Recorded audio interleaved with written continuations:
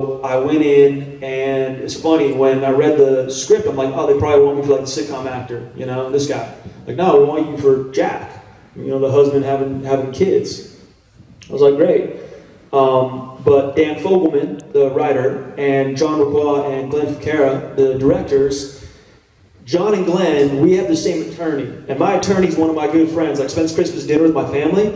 And Fogelman, we have a mutual friend who I've produced a lot of projects with. Pet Squad Files, Tell, a bunch of other stuff. And between those people, I'd heard that these guys on the other end, John, Glenn, and Dan, were just the best guys on the planet. So for me, I was like, wow, amazing script, great role, but I want to just go meet these guys. I want to go talk to these guys because I hear they're great guys. And like, that's kind of a goal, and I don't know how you guys feel about this, but like, I don't like assholes. I just don't. I don't tolerate them. I don't like them. I don't want to be around them. If you're an asshole around me, you're gonna, like, something's gonna happen, but like, basically I take a big mirror and I show that person how much of an asshole they're being. And they look at themselves in the mirror and they go, oh, wow, I'm an asshole. And, you know, it happens to all of us. But here were these guys that I had such great, impeccable reputations that I was like, man, I really want to meet these guys. And that's what happened when I got in the room. For 20 minutes, we're just talking about our mutual friends and we're sitting there smiling at each other. Like, this is cool. And then I'm like, all right, you want me to read? Like, yeah. And I see Dan sitting in the back corner. He's just smiling the whole time. And I do it once, then I take some direction, then I do it again. And then I leave. And I hear from my agent, they're like, great, they want to test you with the network in the studio. I'm like, cool. I said, well, all right, who else am I up against? They're like, yourself. I said, great, so I'm the only one who fucked this up. I go, yeah. I go, okay, cool. You know, which is strangely more pressure, because I've been in that situation before where I'm the only one and they say no. Yeah, they don't get mirrors that time. Yeah. No, but it's okay, it's better, it's better. So yeah, that was how I got the role on This Is Us. You know, it was the right moment and the right part and the right producers, and I'm very, very, very thankful, and I am so excited for everyone to see it because it really is a special, special, beautiful, remarkable show. Thank you. I'm excited. It's good to hear too that even the cast and crew and everyone behind the scenes gets along, because especially with the way fandom works now, we get so attached to like your feelings about the show inside and out, and it just it expresses on the screen, and when you're at these things as well, like if you hated everyone you worked with, probably wouldn't be here. Well, and that's also the thing, like I can't pick out the asshole, I must be the asshole. On this one, I must be the asshole because everyone is so great. Honest to God, there's like not one bad apple. I mean, I don't know if you guys have watched The People vs. OJ.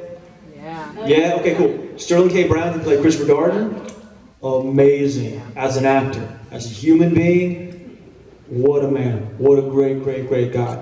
Mandy Moore, amazing talent. What an amazing human being. Chrissy Metz, Justin Hartley, Ron Cephas-Jones, Susan Cleary Watson, Chris Sullivan, like all these people, they're all amazing people. And it makes a difference when you are on set and you can see the difference on screen. You can absolutely see the difference on screen, I think. Awesome. I'm excited. Yeah. Hi, Lisa. Hi, Lisa. I'm Milo. This is Liz, and that's everyone. That joke's getting old. You guys aren't even laughing anymore. Everybody want to vote to retire it? Raise your hands. Want me to retire it? Great. Thanks. Cool. I don't know if you raised your hands. I saw the trailer for This Is Us, and there's a scene where you're wearing nothing but a terrible towel. Sure am. Second. What was the... Did you say, is that you? No, I said thank you. Oh, you're welcome. Actually, better yet, thank a guy named Jason Walsh. He's my trainer. The question I have for you is, I'm a lifelong Steelers fan. Who in the show is a Steelers fan, and how did it come about that you would use a terrible towel? That was Dan Fogelman. Dan Fogelman, I think he grew up not too far. I think he might have been born in Pittsburgh, but then he grew up in New Jersey. I think as he got a little older, so I think he'd always had this kind of nostalgic tie to the Steelers and to Pittsburgh. But yeah, it was one of those things where I showed up to set my very first day of filming, and I walked in my trailer and I looked at my wardrobe choices, and it was a towel and a bunch of like new colored fabrics with tape. And I went, okay. I mean, I know this is NBC, so chances are they're not gonna really show anything because it's NBC, but I get it. I'll play along, no problem. And then when I saw the trailer and my ass preceded my face, I was like, wow, man, Liz, thanks you. Actually, that's the other video we were about to just give you.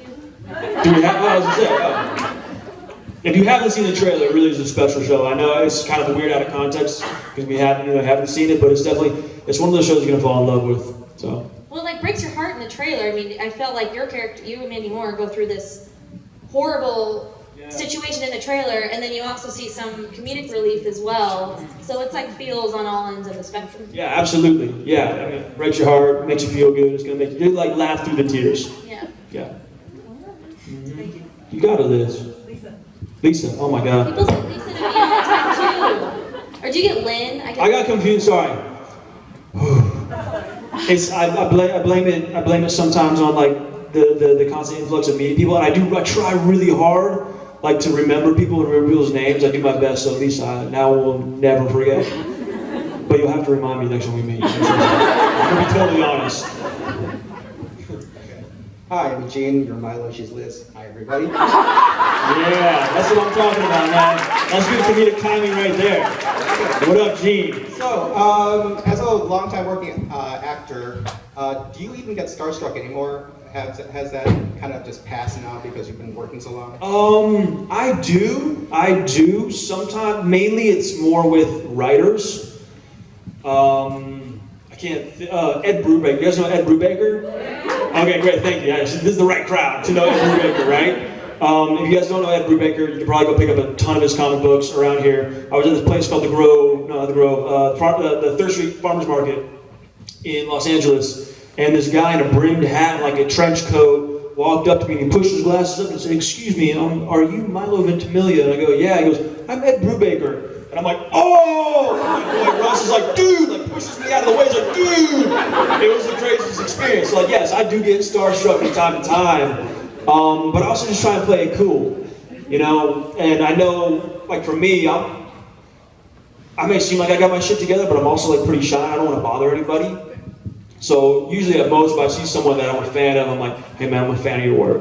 I'm like, "Oh, thank you very much," and then introduce myself, and then I just kind of walk away. But there are people, men and women, that I am struck by. Like I was at this pre-award party thing, and oh my God, it's embarrassing. I can't remember her name. There's an actress, sorry. Very successful. Help me out. Inception. Oh, Ellen Page? No. Marion Cotillard. Thank you. Marion Cotillard. I'm standing, I'm like, got my back to this like curtain, I'm talking to someone and someone keeps like bumping into me. And I was like, okay. At a certain point, I turned, I opened the curtain, and it's Marion Cotillard. And she goes, "Oh my God, I'm a huge fan." And I literally turned around, it's a brick wall, I'm like, "Shut the fuck up." I'm like, "Come on." I said, "No, you're not." I said, "You're lying. She's like, "No, I travel a lot, I watch your show." And I was like, literally, I mean, because she's incredible and stunning, and I always forget about what I do, because I'm just a normal dude like any of us, right? Like we're all just people. And so for me, I think it goes the other way, like when people that I know their work, I'm fans of their work. Long-winded story. I don't know, man. I get starstruck. I totally do. I just gotta like try and play it off like real fucking cool. Thank you. Do you get starstruck? Thanks, man. Gene does not give a shit. Dude, look at that. He did a mic drop. He's like talking to the mic. He's out. No, he's just going back row, dude. Gene's the coolest guy in the house. Hey, Don, what's up? Hi, my name is Sonia. Hi, Sonia. Hi, I follow you on Twitter. Cool. Oh, yeah, you tweet. You came down. Wait, where'd you come down from? New York. From New York, yeah. You flew out. My Yeah. friend is still trying to get here from LA, but she'll be here in a couple hours. But Is she driving, flying, training? no, she's fine. There's just some There's a storm system over Chicago. Yeah. I mean, So there's... she's a little late, but I wanted to come anyway early. Awesome. Cool. What's happening? Okay, so my question is, you seem to be really passionate about like hashtag 22kill. Yeah. And also just like supporting people. who are Yep, military and all not that. doing very well. And I'm just wondering where that comes from. Like, I mean, if it's just patriotism, or if you have any kind of. I think it's a lot. I think there's a lot of things. You know, one, when I was a kid and I was going to go into the military, my father's a two-tour Vietnam veteran. My uncle was in the Army. My grandfather was in the Army. My great-uncle died D-Day plus one in World War II. I have a lot of friends that are currently serving or have served.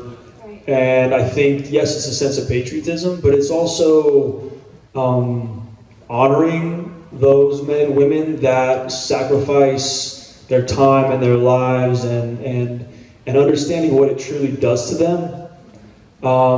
Because war is a dirty business. And as a soldier, as a sailor, as a Marine, as an airman, as a Coast Guard sailor as well, right? Yeah, they should be. They're deeply impacted by some of the most horrific things. If you think about it, like traumatic situations happen, they respond. You know, war happens, they respond. So for me, I think I just try to call attention to what they may be battling. You know, be it a traumatic brain injury or suicide, or just adapting to getting back to being a human being and a civilian when you've been exposed to such horrific things. So, you know, things like 22 Kill, I was introduced by this guy, Daniel Egbert, who was a combat wounded Marine, who, funny enough, randomly enough, he and I were set up by a buddy of a mutual friend of ours that works at a restaurant because he saw me on my motorcycle. He was like, bro, I like your motorcycle. I'm like, cool. We started talking and they said, oh yeah, my boy's motorcycle, that's a 5-minute sign, cool. I was like, Ma, shut up. A buddy of mine He's a great actor. got his, oh, that's okay, no, he's doing his job. He's doing his job. No, man, that's our friend. What's your name? Yeah, dude, Ram, he's all right. That was hard for me because if it were up to me, we would all be sitting here for the next hour. Or we'd have him tomorrow. Come back tomorrow. Anyhow, so he said my buddy just got his motorcycle stolen. He's a combat wounded Marine. And he had Purple Heart license plate. Somebody stole his bike, and I was like, man, that's shit. I said, well, I'm selling a bike. And so anyhow, this kid and I hooked up. This guy Daniel Egbert. And he was a good guy, you know, in a good spirit. Like, I gave him a deal on the bike because, well, he's a good guy and I'm not using it. I'm going to give him back to the deal, you know, just like, but as we were talking, it's funny, he was like, man, it's going to be a great year. I'm turning 30 this year on July 8th. And I'm like, wait a minute, hold on a minute. Your birthday's July 8th, my birthday's July 8th. My birthday's July 8th. Your birthday's July 8th? Yeah. This is us. I knew I'd like you. Hashtag this is us. I know. Hey, yeah. Hey, so anyhow, but it was one of those things where I got to know someone, and then just naturally, like it kept, like he was involved in 22 Kill, or like the guys at IAVA, or just any of the organizations that are kind of like bringing attention to the community of veterans and helping civilians to understand and helping vets to understand. I don't know. It's just. I just do what I can. Okay. I'm just a voice. I lend whatever reach I can to. And I loved you as Jess and in Hero, but then when I started following you on Twitter and I saw all of, like, just how much you care about all those things, I thought that was really special. Thank you. And I just wanted to point that out to everyone. Thank you. Yeah, no, I mean, here's the thing. Like, you don't need to clap at school. Thank you, though. I give a shit. I know. I really care. I really do. I know your friends do too, and I think that says a lot about you. Yeah, I mean, I do. I think, look, life is difficult enough. It truly, truly is. And I think that if we can all take a better road, a kinder road, a road more focused on love, and more focused on understanding, even in the times when we want to, like, rip our hair out or, like, punch someone. It's just taking a different approach toward life, because we don't know how much time we have here. We truly don't, So I think it's appreciating the moments you have and living very much in the present. So anyhow, yeah, I do. I really just can. wanted to shine some light on Milo in that Thanks. way. All right. I mean, they're all kind of pointing this way anyhow.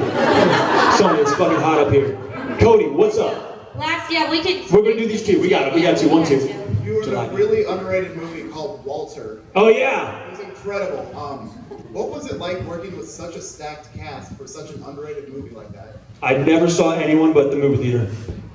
Seriously, I shot the whole movie in 2 days on my part. So it was me and Andrew West and Jim Gaffigan and Levin Rambin.